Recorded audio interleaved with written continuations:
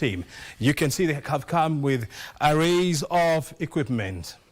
And all these, it goes into saving human as well as wildlife. From the hard hat to the boots to the rescue kit, I mean, we're all going to understand what are all these and what they are used for. I just want to bring on board Vincent Ochieng. He's a disaster officer for Kenya Red Cross here in Nairobi. He's going to explain to us what are all these and when do you use this kind of stuff. Thank you very much, Vincent. You can just come closer to me. So we just want to start with this bag. I can see it's well packed. I can see their gloves, there's water, bandages and everything else. Take us through what is this. Thank you so much, O'Brien. First of all, I appreciate, sorry. Yep. Yeah, I appreciate you hosting us here today. So I'm just going to start from where I stand. From head to toe, you can see how I'm dressed. So this is an overall used during operations. We have radio communication, yes, which is also used by our responders in communicating during emergency. You know how chaotic it might be whenever disasters occur.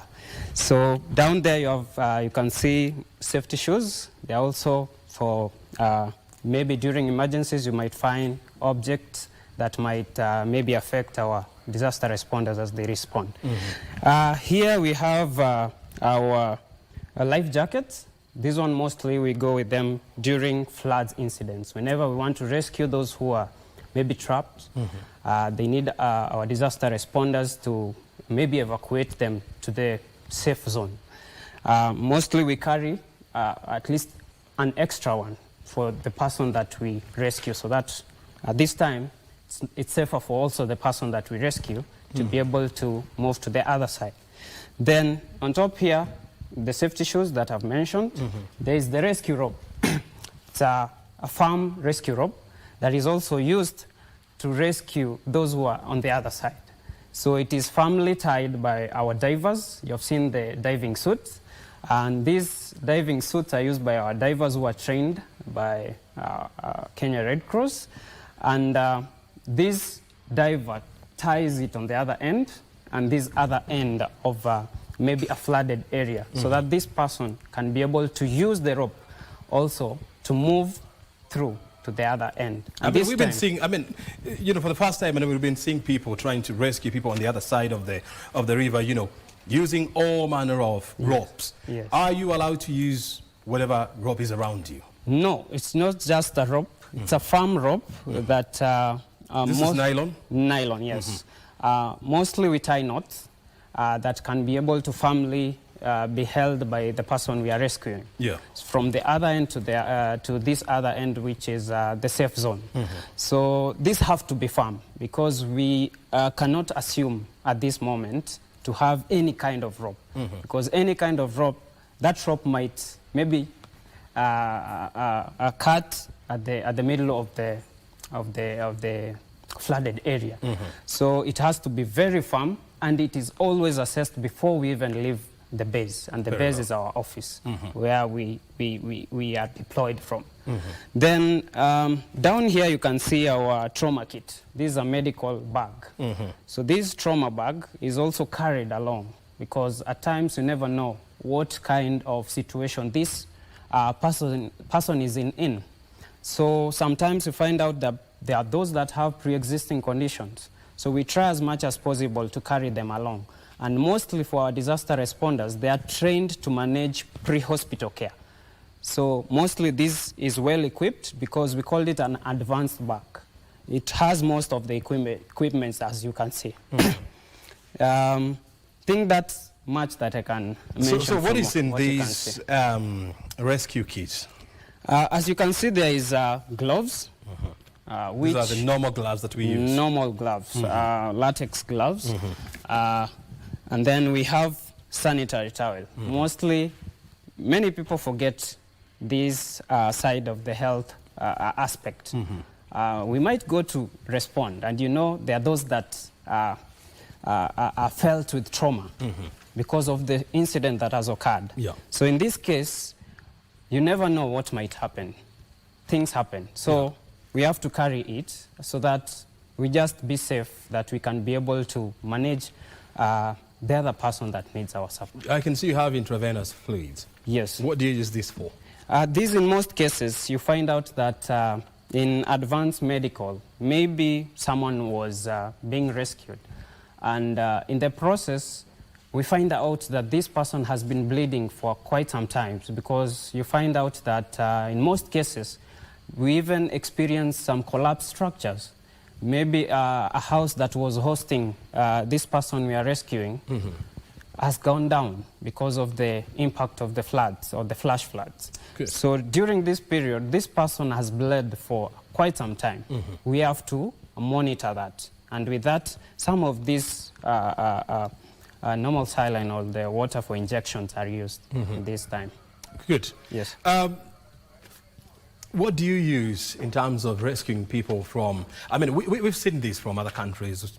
Some people use, in other countries you see sniffer dogs being deployed, you see inflatable boats, you see helicopters. Have we got into that level in Kenya? Yes, we have gotten into that level, and this is where now we introduce the multi-agency aspect of disaster operations. And we as Kenya Red Cross might have a certain limit in terms of our capacity in terms of resources. What is your capacity as Red Cross? Our capacity as Red Cross is, I know we have the advanced rescue, where we have most of our disaster responders are trained in a diverse level of managing incidents. And this comes in terms of a search and rescue operation. We have the medical aspect, where we manage the wash aspect. There is the relief aspect, where we also do interventions. We have, in terms of diving, in terms of managing flood-related incidents.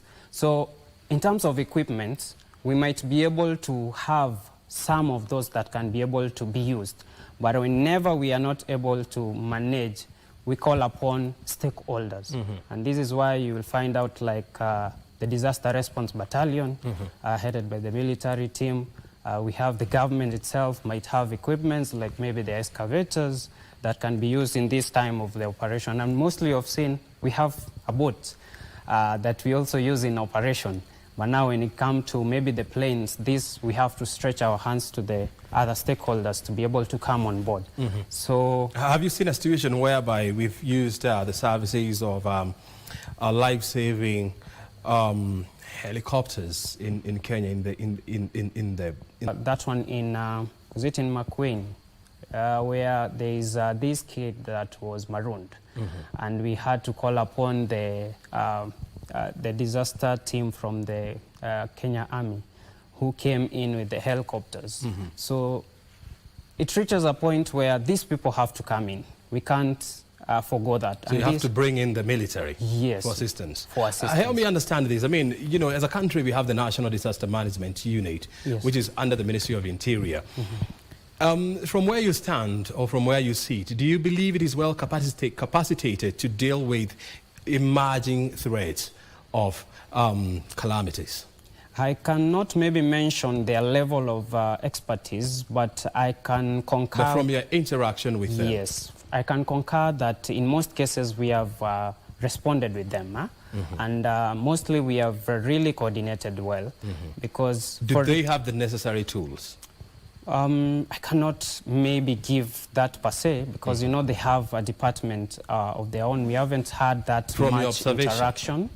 And from my observation, in terms of the scene coordination, yes, I can assure you that in the level that we have been able to coordinate with them, we have really appreciated their effort in a certain level. I mean, you are the, let me get you right. I mean, you are the disaster officer, yes, in charge of Red Cross here in Nairobi. I mean, and yes, we have seen and witnessed so many calamities, from collapsing buildings, yes, to fire incidents, and of course the issues of flooding, yes, to terrorist act. Yes. And I know you have been involved in a number of rescue operations. Yes. What would you say has always been the striking challenge in all these rescue efforts? Mostly, what I can say is the time we use in coordination with the stakeholders. From our end, I know we need to work on the time we use to respond to our community. And that one has been a call from our informal area where we respond. And this calls upon streamlining our coordination. That is the multi-agency aspect of coordination. Because at times we feel like we reach at a level where everyone looks at one direction, and in that direction we find out that it's Red Cross that is being seen coordinating. But now when we talk about disaster operation, it's not something that is held by one firm or one department or one stakeholder. It has to be a culmination of many other agencies who can be able to support us to be able to strengthen our response action. And this, when we strengthen our multi-agency coordination, it will be very easy for us to timely respond to our emergencies. And as Kenya Red Cross, we have tried as much as possible to make this done. And that's why you have seen, in most cases, we are on time at the scene. But we don't want it to be only Kenya Red Cross that is seen at the scene, at the first ones at the scene. We want also to bring on board these other agencies that might be able to strengthen this capacity. Because, for instance, the cases that you have seen of recent that have been experienced, like floodings. With floods. For instance, Mathare, it was widely affected. And this one led us to bringing on board many other stakeholders. And we can assure we have had many people coming on board, like the wilderness divers who came in on board to support us. So we find out that strengthening our capacity in terms of multi-agency coordination will bring that a score towards our disaster operation. That is the gap that we can. You know, before I allow you to take a breather, I mean, I just want to take you back to 1965 when the act that established the Kenya Red Cross Societies Act came into force. And this is an institution that has been there for all that long. Yes. And over time, you know, the Kenya Red Cross has become the face of rescue operations in Kenya. Is that the way it's supposed to be? Not really. How is it supposed to be? It needs to be streamlined to other aspect of what I've just mentioned. The coordination aspect of other agencies that have similar interest in disaster operation. And this is why we are calling upon all the disaster-related stakeholders to have one house where we can be able to coordinate with one voice. So that, because for Kenya Red Cross, we shine because for the longest time, we have streamlined our coordination network. By this, we are felt within the community because we have most of our people within the community, and we have diversely ensured that they are also brought on board and they feel us because of our objective to alleviate human suffering. Very good. I just want you to take a breather. We'll be touching base later on. Thank you so much. Thank you very much indeed, Kevin, for taking us through that process. Well, I just told you that you are watching Inside Government. We are live from Broadcasting House. My name is O'Brien Kimani, and I'm in the company of officials from the Kenya Red Cross. I mean, they have become the face of disaster response in the country, and they will be helping us understand where do we need to tie the loose ends and the coordination that is needed, and of course the facilitation in terms of budget as well as human capacity. You're watching BizCheck. I mean, not BizCheck, but Inside Government, live from Broadcasting House. I just want to take you through some of the guests that we have. We have Zakaria Misani. He's a climate change scientist working with the Kenya Red Cross. He'll be explaining to us what is the nexus between climate change and the disasters that we have seen, from droughts to floodings. Thank you very much, Misani. Yeah, thank you so much, O'Brien Kimani, for having me here to KPC. This is the benefit of the vulnerable communities who have been affected outside there. Very good. So when we are talking about the issue of... I just want you to hold it up there. You know, I'll be bringing you on board so that you can give us more perspective. Thank you. And then we have Christine Morioki, who is the Human Resources and Administration Manager at Kenya Red Cross. Thank you very much, Morioki. Thank you very much for having us here. Very good. You'll be helping us to understand, you know, the human resources aspect of disaster response. Yes. Asante sana. And just next to my left, we have Zipporah Kerubo. She's a volunteer and membership management coordinator. Did I get it right? Yes, correct. Very good. Thank you for having very me. much indeed, and welcome to the show. Thank you. Very good. And next to Kerubo, we have Kevin Gereso. He's a public health manager at Kenya Red Cross. It's full house. Thank you for joining us, Vincent. Thank you. I mean, not Vincent, but Kevin. Kevin, yes. Yeah, very good. So I just want to start with Zachary Misieni. I mean, you are bringing in the aspect of climate change and the ensuing calamity of flooding. And I just want to quote President William Ruto. He says, this is becoming the new normal. It's not going to get better. It's likely to get worse. Can you help us understand the climate change and the flooding in Msambweni? Yeah, thank you so much for that question.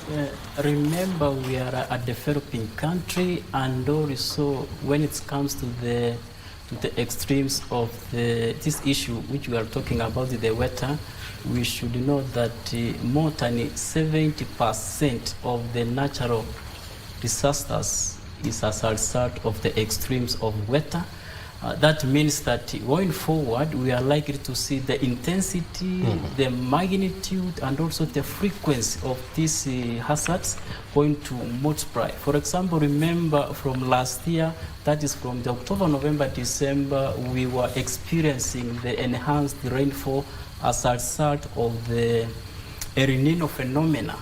And also, even we have not recovered from what happened from last year. Now here in 2024, also we have witnessed the heavy rainfall because of the other systems which are affecting the weather patterns. And also don't forget, from the 2020 to 2022, we were coming from a 50-fade rain season, whereby because of another phenomenon known as the La Nina phenomena, we experienced one of the worst drought in the history of Kenya. That's about, if you compare the historical records, that's about 4 decades ago.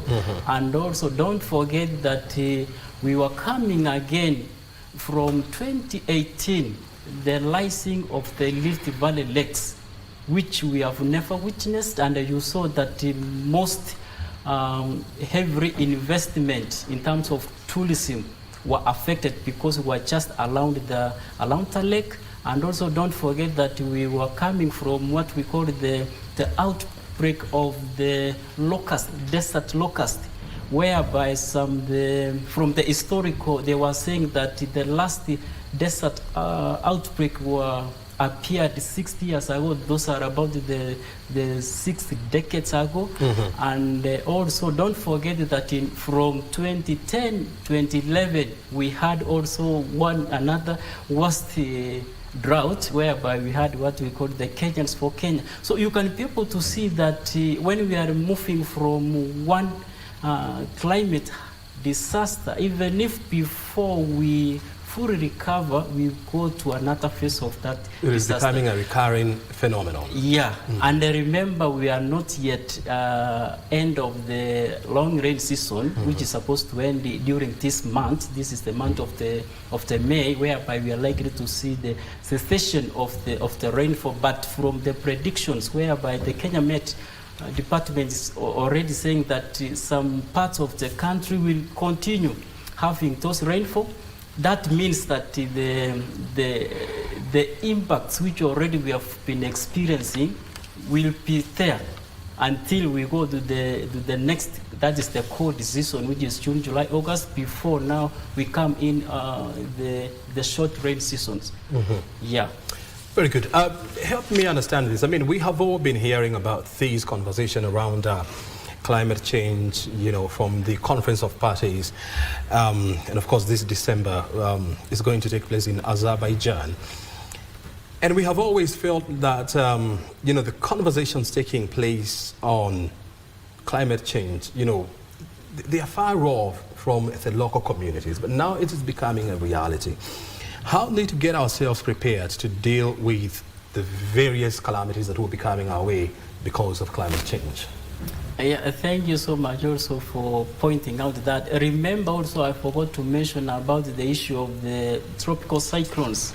Remember, tropical cyclones is also, from observation during this period already we have witnessed about 11 to 12 tropical cyclones in the Indian Ocean, and also these are some of the systems which might disrupt even the weather patterns which we are experiencing here. Like from last week, we had the recent one, tropical cyclone Idaya, which made a landfall in our neighboring country.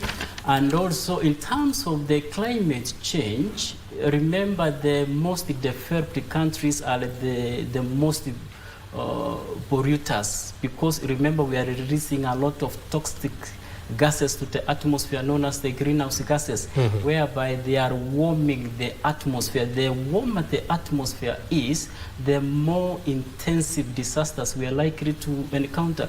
The ocean is becoming warmer because we have released too much gases to the atmosphere. These greenhouse gases usually do not allow the inlet of the escaping long wave radiation. That's why the global is becoming warmer and warmer and warmer. So going forward, you know, we cannot, we cannot stop the droughts happening, but it's how can we adapt so that we can live during that period of drought, so that we can see another day.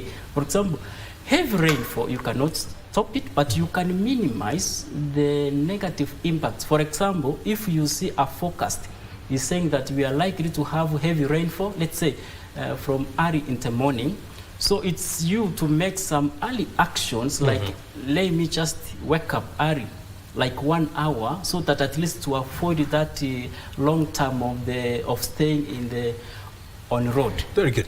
I just want to hear this from Kevin. I mean, as a person in charge of public health, it's Kenya Red Cross. When you look at our public health institutions, are they well equipped, prepared to handle issues of disaster? Yeah, so one thing that we have to note, and I will just connect to what my colleague indicated, it is very critical for us to make use of climate and weather information to be able to prepare and plan for some of the health eventualities that might come because of these climate change issues. If you look at our health system in the country, we have a very good network at the community level through the community health volunteers. That gives us almost more than 90% coverage of health workforce at the community level.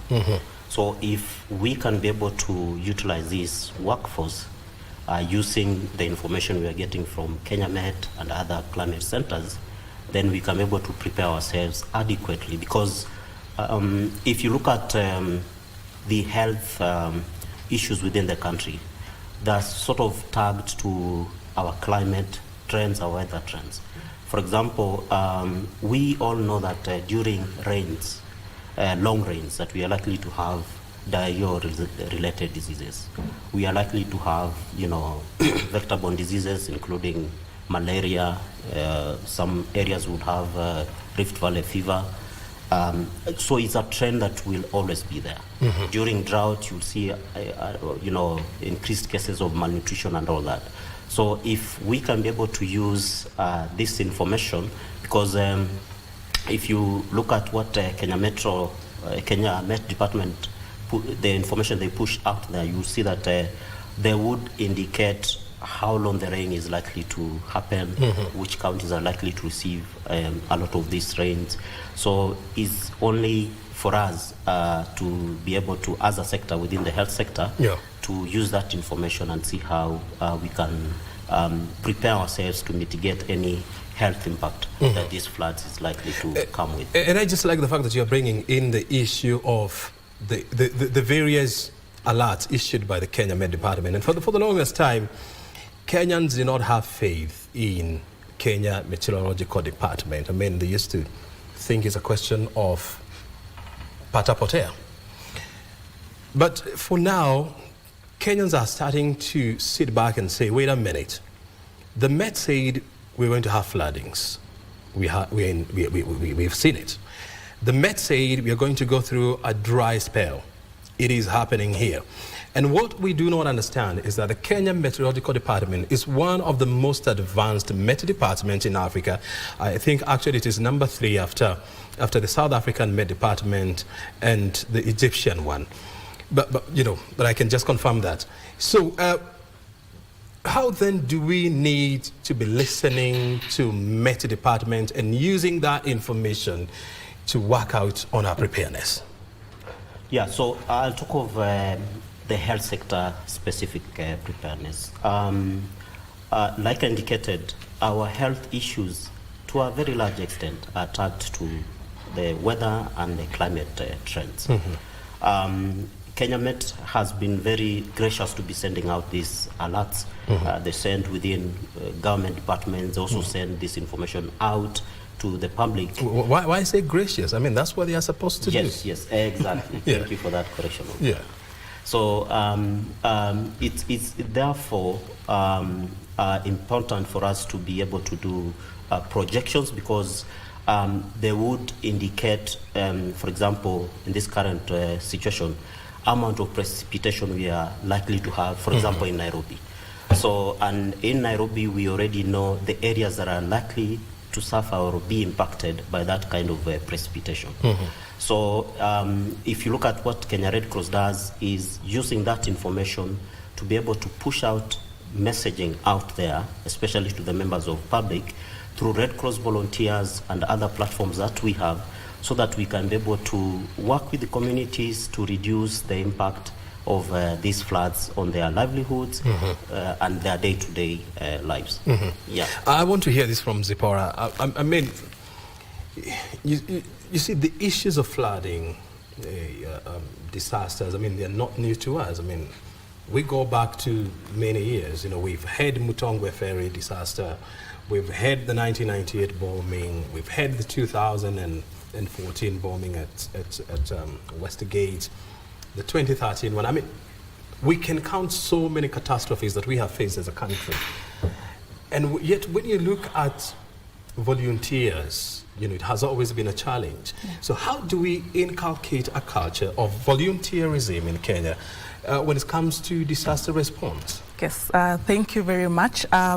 First, I'd like to just start by saying we are enacted in the government laws under CAP 256, whereby our mandate is to ensure that, first of all, we prepare and sensitize communities on disasters, how to anticipate on disasters, how to anticipate on the risks, and how to respond and recover from that. So in CAP 256 under the Constitution of Kenya that was enacted in 1965, that's our objective. When you look at the objects of the National Society, Objective E and D, it talks about how do we then prepare our youths, how do we then prepare our communities and sensitize them to come to the Kenya Red Cross as a voluntary and to volunteer and give the expertise. Now, when we look at communities, the population of Kenya, and how we have our volunteers, we have over 300,000 volunteers around the country. 300,000 volunteers? Yes, correct. Working with the Kenya Red Cross? With the Kenya Red Cross. And so, out of a population of about 65 million people? Correct. So, is that a good number? Well, it's not a good number when you look at the ratios. What is the ideal number? The ideal number should be over 3% of the population. So 3%. Say 1.8 million. So we really try to sensitize the communities and the public to join the Kenya Red Cross. Why the low numbers of volunteerism? Well, there are no low numbers of volunteerism. It's just you're talking about 300,000, yes, but the ideal number is supposed to be correct. Almost 4 times bigger than, actually more than 5 times bigger than that. Because volunteerism, people don't understand it. Volunteerism should be an act of you giving without expecting any gain. So you find the population say 80% of Kenyans are the youth. They're looking for employment. They're not looking for volunteerism. So that's a national gap and a challenge, because volunteerism, you give without expecting any gain. So we really try to sensitize the communities and the Is it high public time to... then we flip the coin and introduce a small, a stipend for volunteerism? I know it happens in Britain. I know it happens in the US. Let me take you back to why volunteerism. First, when you look at the Geneva Conventions, volunteerism is your act to give and support. So it's the passion. And when you look at the volunteers... So you're referring to the Geneva Convention of 1960s? Yes, correct. And when you look at... and we are in 2020. Correct. And when you look at our CAP 256, that's the mandate. And when we recruit volunteers all over the world, they give freely without expecting any gain. And that is why we have passionate volunteers around the country who then go to support. So you'll find volunteers waking up early and, going and responding in to the waters they don't expect, because we say they are priceless. Can you put a price tag? So if I volunteer my Yes, time yes. and my expertise, Yes. how do I pay my bills? I can't live in a free house because I'm a volunteer. That's why we have different types of volunteers in the organization. So you have volunteers who, for example, yourself, you can come give your expertise on different policies, on mentoring other volunteers on PR and communication, for instance. We have volunteers who come in as resource mobilizers. We have, and you've seen so many organizations bringing support to the Kenya Red Cross as volunteers. Yeah. We have volunteers who then bring their force and their resources to supporting the most affected communities, and that's when you'll see volunteers going through the waters, volunteers during the Westgate attack.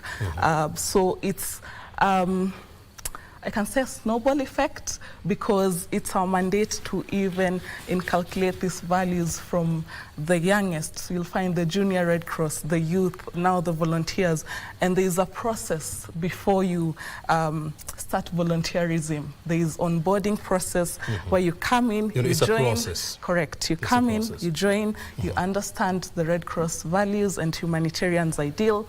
Then we put you under your skills and what you like to know. If you're a professional, then we put you under that skill set. So you grow your capacity, build. Very good. The next thing after that, it's a whole process. There is now deployment. So you deploy you according to your skills.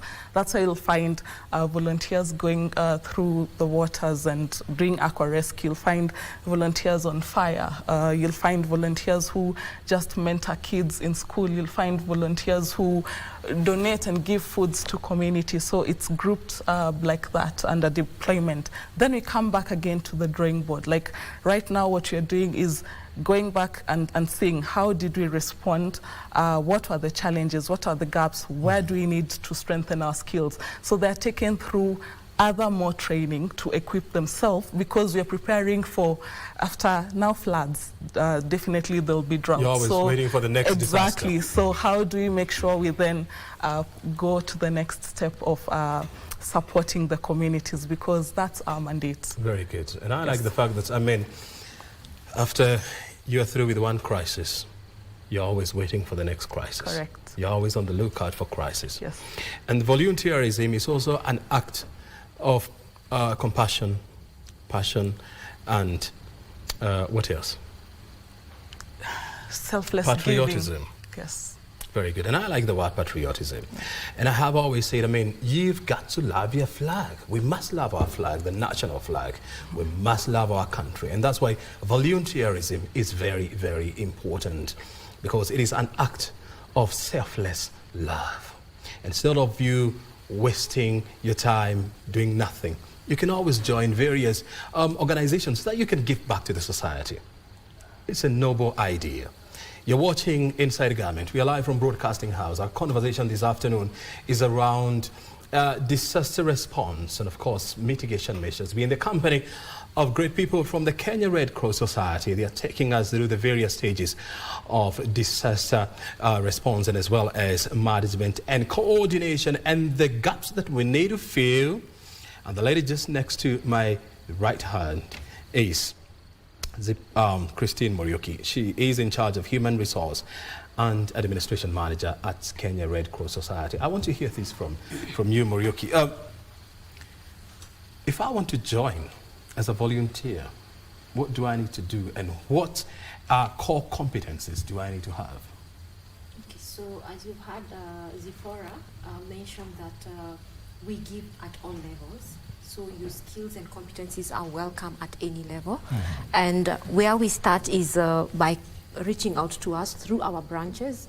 You brought to Zipporah or to myself, even as an intern, and then we start from there.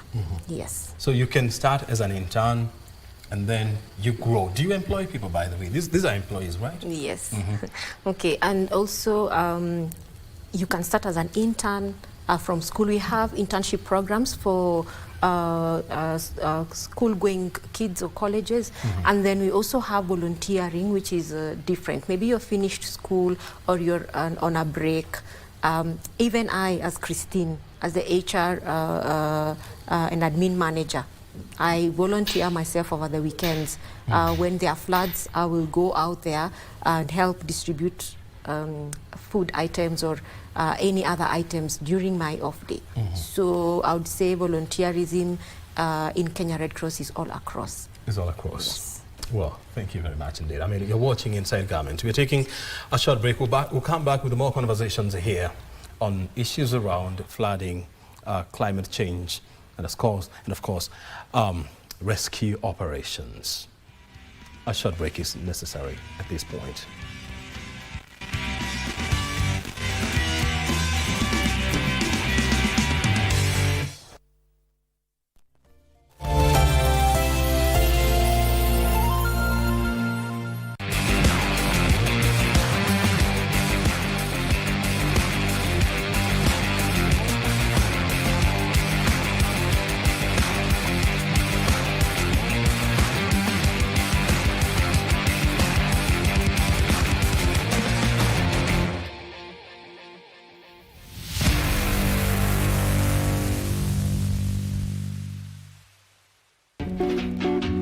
Unaonanga kama sisi watu watchman, we are not learned people, ndio?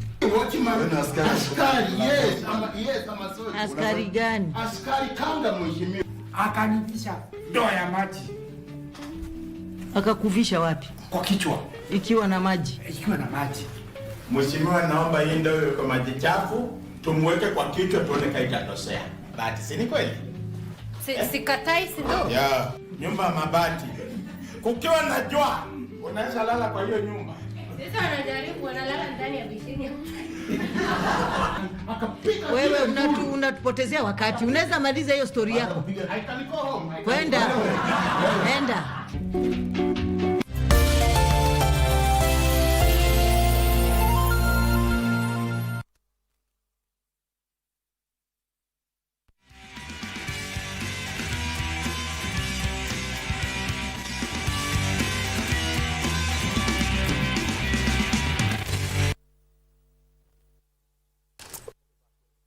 Inside Garment, live from our national headquarters here at Broadcasting House in Nairobi. O'Brien Kimani is my name. We continue our conversation around disaster mitigation, response, as well as rescue operations. We're in the company of Kenya Red Cross Society's officials. They have been at the forefront of dealing with various calamities, from drought to flooding to, acts of terrorism. And we have seen them all. We're having a good conversation on how to ramp up our disaster response mechanisms. And that's why you can see all these items in the studio. That's right. They have taken us through what exactly is each item and how is it supposed to be applied in cases of disaster. I just want to now to talk to the scientists in the house. This is none other than Zachary Misiani. He's a climate scientist at the Red Cross, and I just wanted to hear from you, Athis. We know for sure that the world is becoming warmer, and the debate now is to how to maintain the global temperatures at below 1.5 degrees Celsius. Scientists are warning that if no urgent measures are put in place, the world is likely to hit the 2 degrees Celsius by the year 2050. It is going to be catastrophic. If we don't do anything here in Kenya, how is the situation likely to get worse? Yeah, thank you so much for that question. And it's unfortunate that if we cannot control or minimize what we are releasing to the atmosphere, unfortunately we are heading to the earth, which might be unconducive for us. So, for example, I would like also to thank the president. The other day, he announced that we were given a one-day public holiday for us to go and plant trees. So the issue of planting trees, the trees usually acts like a sinking mechanism, whereby it usually takes in a lot of the carbon monoxide, which already we have released to the atmosphere. So it's for us to increase the area coverage in terms of the forest cover, so that we can be able to remove excessive gases which we are releasing to the atmosphere. And also we need also to think about the technology-wise issues. For example, we are using a lot of the machines which are using a lot of oil, that is the petroleum. So if in case we need to minimize the amount of the CO2, then we need to go to the e-mobility, whereby we can have like the buses or the car which are being as a source of energy is the electricity as compared to the use of the fuel. And also fossil fuels. Yeah, and also don't forget that the more we pollute is the more we develop. That is another big issue, that every country is trying to improve the lifestyle of the people. It is through that development whereby we can have good roads, beautiful houses, but remember, for us to have those buildings, we are polluting a lot. So there's issues of, do we need to develop, do we need to minimize what we are releasing outside? But if we go for the ideas of we want to develop as a country so that we can reach to the level of the developed countries, then we need to think about how best can we develop. How sustainably? Yeah, sustainably, something like that. And I like the fact that you're bringing in the issue of sustainability, you know, yes, in our development. And yeah, I mean, let's face it, you know, when you look at the global green gas emission, and when you look at Africa, where we are, our contribution is about 4% of green gas emission. The global north, where you have the industrialized nations, we're talking about the US of this world, China, Japan, yeah, they contribute about 90% of green gas emission. And when you look at the funding, the level of investment in developing countries, the level of funding that goes into climate change mitigations, it's less than 10% of what they give to the world. So how do we ramp up investment in renewable sources of energy, as well as enact policies that will help us drive sustainable development? A nice question. Remember that from the global perception from the United States, of course, which is like a superpower, is trying to control everything. And also remember now the Chinese are coming up because of that level of the industrialization, whereby they are producing a lot so that they can also control the world market. Now it is us also to come up with the very strong bargaining power in terms of the loss and damage. Remember, whatever which is being released from the ETA, we are talking about from the North America or from the Europe, it does not necessarily affect them. But that impact usually, unfortunately, comes to the less developed countries. It is us now to bargain, to have that power of bargain. For example, when we have like during the COP meetings, we need to have our representative who are very strong to bargain, to put our requirements and the demands on the table, so that we can also access those resources from the loss and the damage, so that if we access more resources, then we can be able also to mitigate some of the hazards which is already happening. Yeah, for example, of course, we know most of the vulnerable community outside there, they depend so much on the charcoal burning as a source of energy. But you cannot stop that mama from either cutting a tree to make a charcoal. If you provide like a renewable source of energy, like a solar panel, something like that, then she cannot go to the forest to cut down trees. Yes, you see, for example, you cannot stop somebody to do something, but you are not giving that somebody another alternative option. Very so good. Because of the limited resources, now we need to strengthen our bargaining power.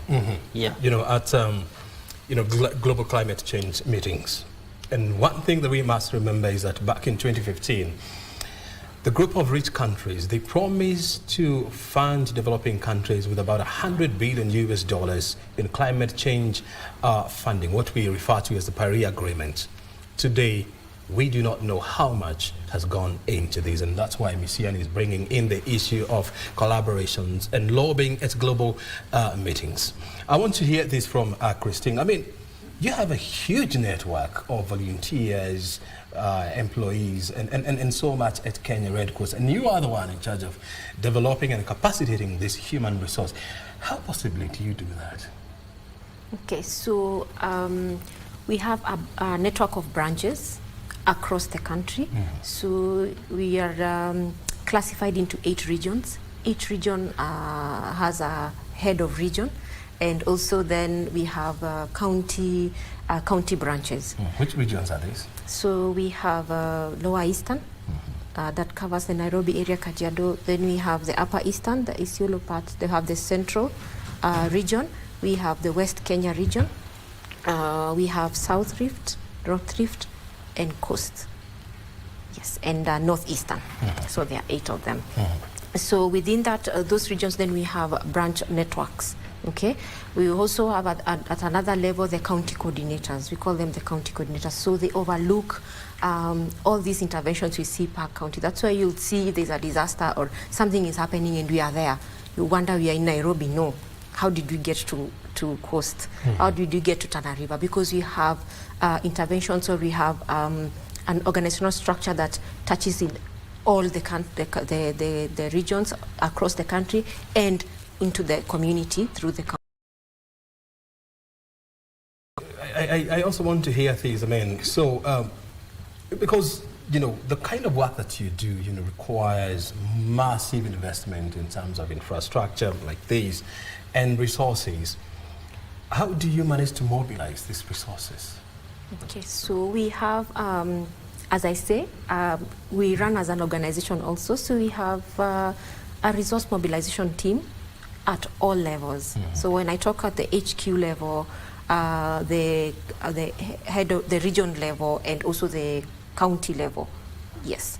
So in various aspects. So then again, you'll appreciate that we have different departments, and they will resource mobilize at that level. So we have the climate team under ICHA, we will have the health team, we'll have the disaster management team, we will have all those departments will do their resource mobilization in their specific thematic areas to be able to come in and support as a whole. Yes. And of course, you're also a member of the International Red Cross Society. Yes. Yes. Yes. Which is based in Geneva. Yes. And do you receive funding from the international agency? Yes, we do. I might not be able to speak on that right now, but yes, they do support. Yes, you do. Yes. If you have people watching this broadcast and they are asking themselves, I mean, I would want to donate my time, I would want to donate my resources to the Kenya Red Cross Society. How do they do that? Okay, so wherever you are within the country, walk to the Red Cross branch, and a county coordinator will receive you and take your details, get to know your skills, and know how you can support. In Nairobi, you can also walk into our branch or our headquarters, and we will be able to assist you. Yes. And your profit you're a non-profit organization. Yes. So your business is not to make profit. Yes. But to help in rescue efforts. I want to hear these now from Kevin. Kevin, when you look at the Public Financial Management Act of 2012, I mean, county government are supposed to allocate 2% of their budget to disaster response. They hardly do this. And even when they set aside, I mean, this money ends up being used for other things. So how do we ensure that we set resources at the county level, at the national government level, to deal with disaster response? Yeah, thank you, Brian, for that question. I think the biggest challenge we have with disaster management, disaster response in the country is all tagged to the resources available to be able to respond to this. Of course, there's a fact out there that you cannot have sufficient resources to respond to all the needs that you have. But from where we sit, it is also our role as Kenya Red Cross, which we've been perfectly been executing with regards to advocating, working with these counties, showing them the kind of impact that is likely to be within their counties, and also because counties are also economic entities, so to say.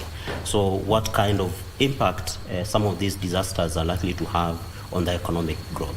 So through this advocacy action, we can be able to work on policy formulations that can be able to guide resource allocation and resource mobilization for disasters.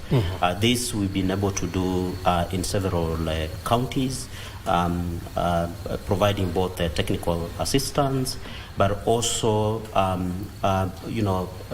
that support in terms of providing the right information for them to make the decision with regards to providing resources. The other challenge most of the time is around the priorities. So the counties also need to put lots of priorities with regards to disaster management. I know to some extent they have their recurrent operations that needs to be taken care of, but disaster also has a bigger impact on them as economic entities. So they also need to see how they need to prioritize resource allocation to, to disaster management. I know, because of your position, you have worked with many counties. When you look at our counties, are they well positioned to deal with disasters? Can they handle these on their own? Yeah, to be fair enough, yes, but remember, a disaster you cannot, because disasters are very complex. You need multiple skills, you need multiple resources and all that. So counties alone, as single entities, may not be able to respond effectively to any form of disaster. And this is the reason as to why we work with counties to strengthen their coordination mechanism, especially with regards to disaster management, disaster preparedness, and even recovering from those disasters.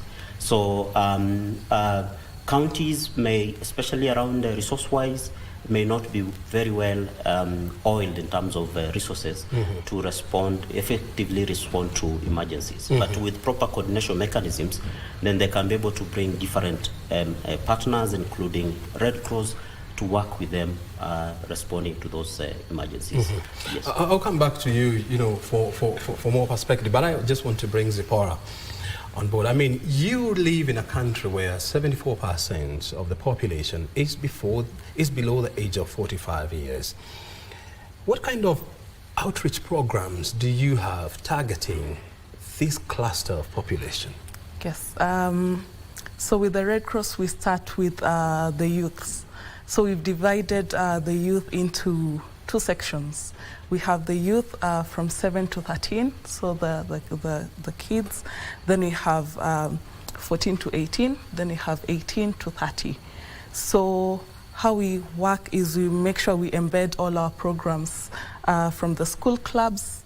So you'll find us in most of the schools embedding our knowledge on first aid, on fire safety, on just humanitarian work, and tunasema samaki tumkunje kama ngali mbichi, so that's what we do. Then now the youth, then they graduate to the high school. We also do that, and then 18 to 30 in the university chapters and colleges, so we make sure that we disseminate our ideals in this category. Now you'll also find on the 300,000 members and volunteers, about 80% of that population is the youth. So 80%. Correct. So you'll find that they're the ones who are most of the times on the forefront giving support, because they already know the ideals and the do's and the don'ts of supporting, and they already understand the humanitarian work that we do. So it's easy for them to implement across these all counties. Yes. And in terms of representation, I mean, which county has the biggest number of our volunteers, and why? Well, you'll also look at, first it's Nairobi. Nairobi has over 80,000 members and volunteers across. But also we look at the county population vis-a-vis the number. So that's how we usually look at the 3% that I was talking about. But Nairobi has the biggest number. Can this be explained by the fact that you have the highest population, and also income levels and poverty levels are much lower in Nairobi?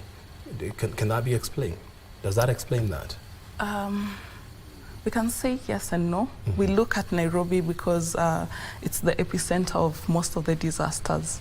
So we can't say because of their economic levels, but we look at how much disasters we have and how much people then come out to support during this disaster, or even peace activities.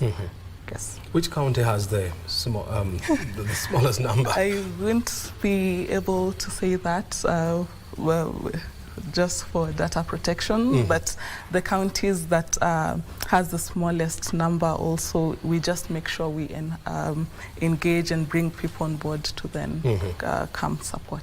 I respect your decision of not announcing the the county with the smallest number of volunteers, but why do they have this small number of volunteers? Is it lack of civic education? Is it what? Well, no, because remember I'd mentioned it's the population size and the number of members and volunteers will then answer that. For example, if Nairobi we have over 6 million, then automatically you'll find more people coming. If in Tana River we have a population, say about 600,000, just a number, or 1.6, or Lamu, then correct, Lamu County, then you'll find a population of like maybe 20 or 2,000 or 3,000. Very good. Yes. Thank you, Zipporah, for saying so much without saying so much. I want to hear things from Ms. Tiani. You say the government has come up with a very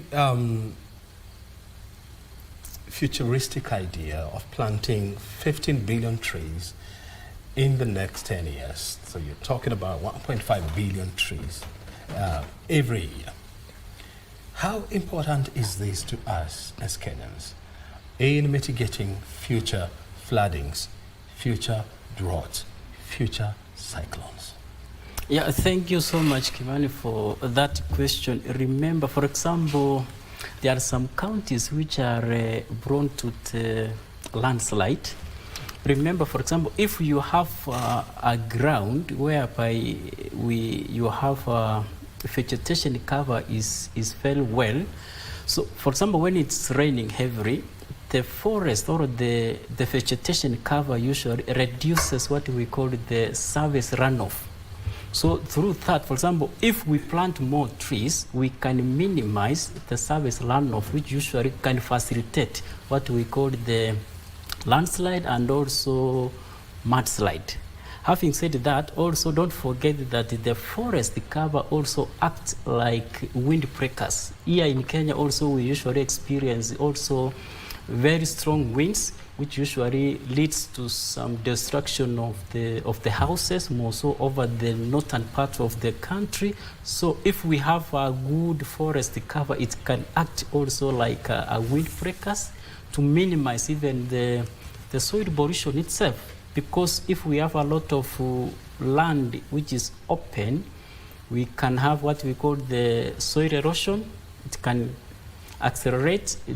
Through that, we can also experience land degradation. But if a place is well covered, we can also minimize those issues. And also, the trees also facilitate, they can also change the local environment. What we can say that they can have what we call like macro climate environment. So for example, if you have many trees in arid and semi-arid places, that climate of that place, which is usually very hot and dry, it can also change that environment. So through that, we can at least minimize the level of the occurrences of like the landslide, which already I've mentioned, protect the soil from the soil pollution, from air pollution, and also reduce the strength of the destructive winds. So I think planting trees is a good ideas. And also don't forget that we can also have what we call the fresh air from the trees, because it's just taking in the carbon monoxide and also gives out a lot of the oxygen, which is good for us. Yeah. I mean, it's just goes on to say that I've heard people saying that we're likely to get into a long dry spell, whereby the country is likely to experience severe drought. How do we need to prepare for that? We need to go back and to see the drought which affected us, that is from 2020 and 2022. Then we say what went wrong. So if you are able to understand where you are coming from, then you can be able to anticipate and prepare for the future. For example, if unfortunately we are heading to a drought situation, then we can maximize the available too much water which already we are having, because most of the rivers are full capacity, the dams already are full capacity. If we can have the more resources, then we can harvest as much as possible. These waters can be used during the dry period. Yeah, and also the prepositioning of some items and also resources, so that we can be able to effectively respond. But also it will depend on the magnitude of the droughts which might come going forward. Yeah. Christine, I mean, for the people that are watching us and they're still in a crisis, they still need help, how do they reach out to Red Cross without risking their lives to walk? Okay. Yes, so we have a toll-free line 1199. 1199. Yes, that you can call directly. We have a team that's seated 24 hours. Our EOC, Emergency Operations Coordination Team, that will receive that call. We also have our website where you can get the different channels via email. We have our social media pages where you can reach us. So yes, this is how they can reach us. I want you to repeat that number again. So we have a toll-free line 1199. That is 1199.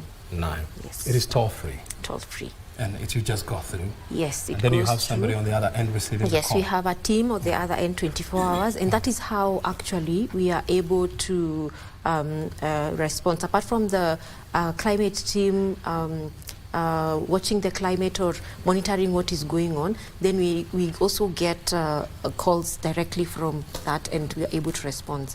And or help out, and not only disaster management, even mental health. You can call in the line and you will be directed to a team where if you're having issues, they can be able to sit down and take you through any trauma. Yes. What kind of information should you have, before you call that number? I know you should be in a position to say your name, yes, your location. Yes. What other information should you have? Yes, and maybe give a brief description of what is going on around you, so that they can be able then to alert the teams that are just supposed to support you, okay, or direct you to someone who may be able to talk to you further. Yes. And there are also government-sponsored numbers, and I'm about to give you these numbers. They are very critical. You need to have them. On top of the Red Cross number, which is 1199. Did I get it right? Yes. You also need to have these numbers. 999. That is 999. That's the old number that we have always known. 999. That is 999. If you are in distress, you can just call this number, and there will be somebody to respond. The other number is 112. Yes, 112. And then finally, you have the 911. If you are in distress, and you don't need to be facing floods for you to call these numbers, okay? Any disaster. It could be fire, it could be drought, it could be floods, it could be a house that is collapsing or something like that, or maybe you're under attack by criminals. These are the numbers that you need to call, and you're going to receive help. Zipporah, is Kenya Red Cross a government-owned institution? No. The Kenya Red Cross is a humanitarian organization formed again under CAP 256 of the laws of Kenya. We are auxiliary to the government, both the national government and the county government. Yes. So when you say you're an auxiliary to the government, what exactly do you mean? Do you mean you respond to the government, or what is the nexus between you and government? We complement the efforts of the government. Yes. You complement the efforts of the government. We know that in this country we don't just have the Red Cross. We have the St. John's Ambulance. We have is it the Red Crescent? Or not the Red Crescent. What do you call? The IFRC, International Federation of the Red Cross. Red Yes. Crescent. So how do you work together? Because you can't work in isolation. It's not a competition. Yes. We have to collaborate, as my colleagues had mentioned earlier. The IFRC, International Federation of the Red Cross, Red Crescent, comes in to support the Red Cross or any other national society during times of natural disasters. The floods, the droughts, that's when they come in. We have the ICRC, International Committee of the Red Cross. They come in during violence, conflicts, or any other volatile situations that come in. And as an organization, you accept donations in cash or in other form. For people who are watching this broadcast and they would want to donate, maybe bedding, materials, money, boats, helicopters, how can they do that? They can do that first with the network of the 47 counties. They can reach out from wherever they are to our county offices. They'll be received, and the donations will be received. At the headquarters, yes, you can come, bring your donation, then that can be given to the affected communities. Yes. And because you live in a country where technology, you're so intertwined with technology, must I go to the county headquarters for me to donate? Why can't I do that from the comfort of my room? Yes, if you like to donate in cash, we have the pay bill number, that's 10,000. Account number or the name is donation. Then you can send in your funds from the So the comfort of your donation place. line Yes, donation. 10,000. Yes, It's not that you have to donate 10,000 No, shillings. the pay bill number is 10,000. The account name is donation. Yes. And 10,000 is 10, then 000. That is 10,000 for you. It's not a big number. So just go to that line, donate whatever amount of money, Is that right? Yes. 50 shillings? Correct. 1,000? Any 20 bob? supports will go back to the communities. It will go back to the community. Yes. Very good. I want to hear this from you. Sorry, I keep on forgetting your name. Kevin. Oh, yes. Kevin, I want to hear from this. I mean, if you travel to the developed economies, and not just developed, I also want to take you to, for example, South Africa or Egypt. When you use their major highways, you see centers for rescue operations. You're not likely to miss an ambulance, patrolling that highway just in case of anything. Why don't we have that kind of a system here in Kenya? Yeah, and thank you for that, O'Brien. Maybe also for your information and also members of the public, that is also happening in Kenya. It is happening? Yes, because Kenya Red Cross, through the E-Plus ambulance services, has prepositioned ambulances across the country. So you can be able to, through that 1199, you can be able to request for an ambulance and it will be able to come and assist you. Is it free? Yes, depending on the emergency, is free. Yes. What kind of emergency is free and which one is not? So if, let's say, distress call, then that would What is that? Distress call is maybe there is what we normally call mass casualty incidents. So for example, there's a road traffic accident and several people are injured, several people are in distress, then a Red Cross ambulance will definitely be available to provide. Or maybe a house the has hospital, collapsed. or a house has collapsed. So any form of distress where we have multiple people that are injured and need medical assistance. If my house is on fire?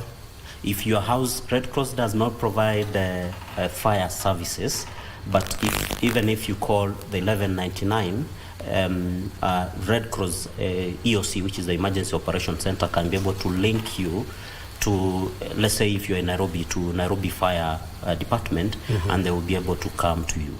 Yes. So you also do that? Yes. So getting back to my original question, so you have ambulances, Yeah. Along major highways and byways. Yeah. Do you have trauma centers? So along the major, especially from Nairobi back to Mombasa, we have, and you can be able to see them on the road. You would see prepositioned containers, 20-foot containers. They may be for Red Cross or any other emergency medical service provider who are prepositioned along those roads. I would say they are not sufficient, so to say, and then possibly. How many, for example, do you have along the stretch between Nairobi and Mombasa, which is almost 500 kilometers? I don't have the numbers, but I know we must have something in Mtitwandei, Emali, yeah, because through our road safety program and also through our risk reduction program that we used to have along that, or rather in Makueni County, which is along that route. Yeah. Because we're coming to the close of this conversation, and I want to bring Vincent Ochieng so that he can respond to one or two questions. I just want you to come over, Vincent, to the set. We've seen a situation whereby people during the floods, people are attempting to cross flooding roads. How are they supposed to do that? I mean, wait a minute. I'm going home, and and the bridge, is flooded or is flooding. What am I supposed to do? In most cases, I know most people are always in rush, and there are those that are always panicking whenever this kind of situation happens. Most of the time, we always request that people should calm down first. Because whenever you find out that water has covered the road, and that mostly we estimate 12-inch of the tires, it's always risky for you to... 12 inches, can you show us? I can't estimate really in terms of the inches, but in terms of your tires, provided it has covered almost half of your tire. It's risky for you to go. use a vehicle to cross. Yes. But what about walking? Also in walking, because most of the times, even for our trained rescue divers, you find out that most of the time they maybe try crossing using maybe the ropes, because it is flash flood. You might not even estimate the magnitude or the current weight of the flash flood, so it might carry you away. So most of the time, Even motorbikes. Even motorbikes. You have seen. What if a situation whereby, I mean, we fill the car with loads or people, it becomes heavy, and then we cross? Can that work? Most of the times when you see this water that has covered mostly the roads, provided there is any item, whatever the magnitude of the weight, it has to float. You have seen the ships, they are over the water. However, the inches of the water level, it has to carry you away. So you are requested to remain wherever you are. Don't cross over the other side until the water level comes Don't down. do like what you're seeing on your screen. That is very dangerous. Yes. Wait for water levels to subsidize, and then you can cross. What about a situation whereby, like, you know, I'm seeing like those people are holding hands. Is it okay? It's still not okay. It's not okay. Yeah. First of all, you can see they don't even have any PFDs. Those are What are life those? jackets. In most cases, you've heard that even divers are taken away with water. They are swept away with water, and we are having cases of people still missing.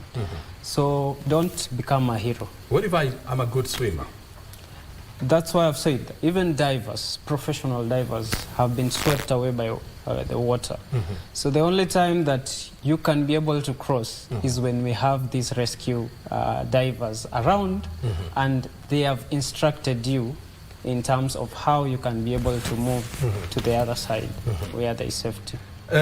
Before I let you go, in the case of a situation whereby I was driving, flash floods, I find them on the way, my car is swept, and I have the windows closed, how am I supposed to behave? Most of the time, we always request you not to panic first. Huh?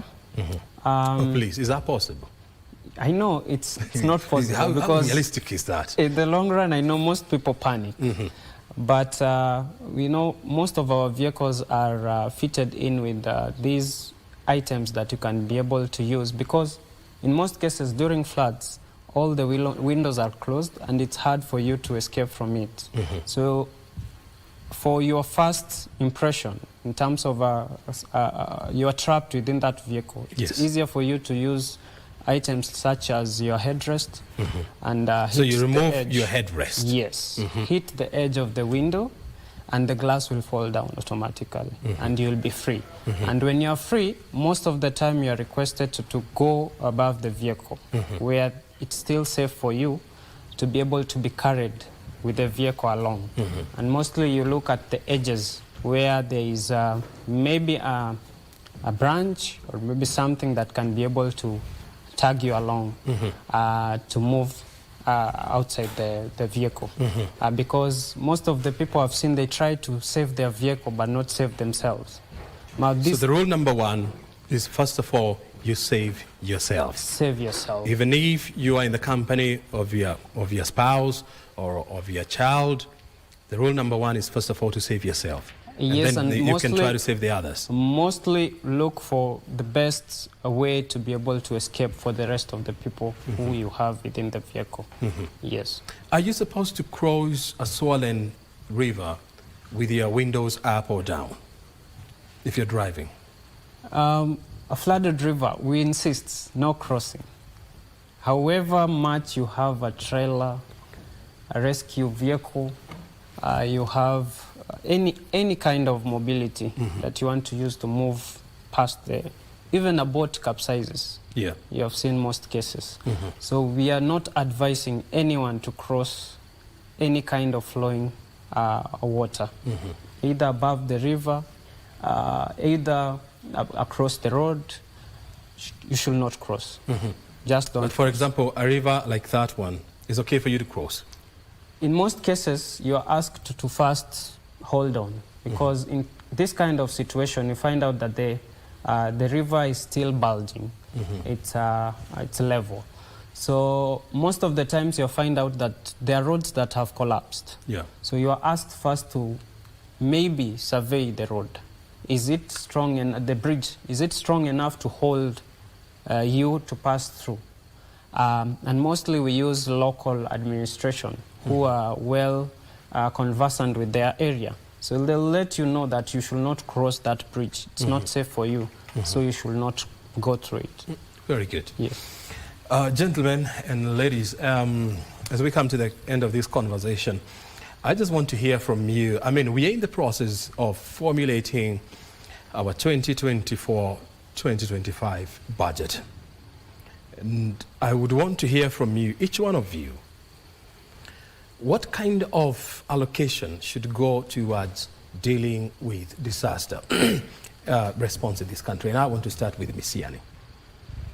Yeah, I think under the law we need to have like 2% of the budget to go to the disaster risk reduction or the preparedness. But sometime, unfortunately, you might find like because of the competition of the resources, then we usually miss that budget. But if the resources were enough, then we can go to the even 2.5 of the budget, because going forward we are likely to see the magnitude of the disasters and also the frequency increase. So we need also to increase that budget allocation. Very good. Yeah. What about Christine? What item would you want to see added in the national budget to deal and to mitigate cases of disaster? Okay. More of training also on all multi-purpose agencies and their resources to be able to be ready at all times. So I think capacity building of our youths, even from the schools. Yes, we incorporate that in our schools from the early age all the way. Very good. Yes. So you'd want to see an aspect of capacity building within our budget. Yes. Very good. Zipporah, what about you? I'd like to see an aspect of us embedding and working very closely with communities to prepare, response, anticipate, and also recover from disasters. So if we have policies all over the counties, and these policies then are implemented to our communities, then we'll be able to curb disasters. Yeah. So what kind of allocation would you want to see? Well, if we have policies first and structures and guidelines formulated, then about 2%, 3%, that will be ideal. 2 to 3% of our national budget going towards disaster mitigation and management as well. Yes. Very good. What about Mr. Kevin? Thank you. So I think even as we work towards 2% allocation of the national budget, I would also be glad to see also at the sector level, within the health sector, within, these other government sectors, also them providing that allocation, 2% or more towards disaster management, because disasters are a multi-sectoral, and we need as much resources to be able to take care of this. Yes. I'm also going to ask this to Vincent, so I want him to join us here, because I also want to hear from him. I mean, he looks like he's a gadget man. So in terms of budgetary allocations, what do we need to buy in order to deal with disaster response in this country? I might not quote what needs to be bought for that level, because we're also looking at our third world countries, or the developed countries. Developing country. Yeah, because we are still a developing country. But going by the resources that are basically needed in terms of the nature of the disasters we experience, we might not quote, but these allocations, just as Zipporah has mentioned, needs to be streamlined to our community level, and maybe strengthening them at that level to be able to manage themselves at their level before even having the agencies coming on board. They can be able to manage themselves. Yes. I know, the public consultation and stakeholders engagement is currently ongoing on the 2024-2025 budget. And the aspirations of the public are going to be captured in that document. And, if you are to meet that team, the budget committee team, and if they were to ask you, what do we need, how do we need to equip the National Disaster Management Unit to deal with various disasters that are going to face us in the future, what items would you recommend? Now, this brings on board, we have the multi-agency, and now we have the multi-sectoral aspect, because disaster is not oriented on one direction. We have the health aspects, we have the youth, we have the agricultural aspect, and these, you find at times when disaster occurs and we are overwhelmed, all these sectors are affected. So these people are brought on board, and that's why, I cannot equate in terms of how much is needed, because all these heads brought on board in one table. Do you think we need helicopters? These are all the equipments that are needed. Do we have them? In sufficient numbers? We might not say as per Red Cross we have helicopters, or maybe this agency has helicopters or planes or any But we need them, right? But we need them. So it would be very good to buy them. Yes. What about life-saving boats? These ones are needed. They are needed. So we should also invest more in life-saving boats. Yes. What about rescue and shelter-in centers? Where, I've seen a situation whereby people are being told to evacuate from their houses or from where they live and go to higher grounds. But, the higher ground could be a forest, okay? So would you also anticipate a situation or advocate for a situation whereby we have shelter-in centers being set up by the government, complete with lounging facilities and food and so much? Yeah, these are some of the key aspects of disaster operations, and these cannot be left out. And with the support, as you have mentioned, with the government, we cannot deny them bringing on board this aspect and have these rescue centers whenever disasters occur. We don't have that challenge of hosting our vulnerable community or those people who need our support at that time of need. Yeah. Yes. Very good. People, do we wrap it at this point? Are we comfortable with what we've discussed? Yes. Yes. Very good. You've been watching this special edition of Inside Government, and our conversation today has been around disaster mitigation, management, as well as response measures. And we have been in the company of great team from the Kenya Red Cross Societies, helping us, on and guiding us on how to wade through this issue of disaster, bearing in mind that we are currently going through one. You have heard it from the team. My name is O'Brien Kimani. We do this every Friday at 2:30 in the PM. Until Friday next week, you have yourself a great afternoon. Asante.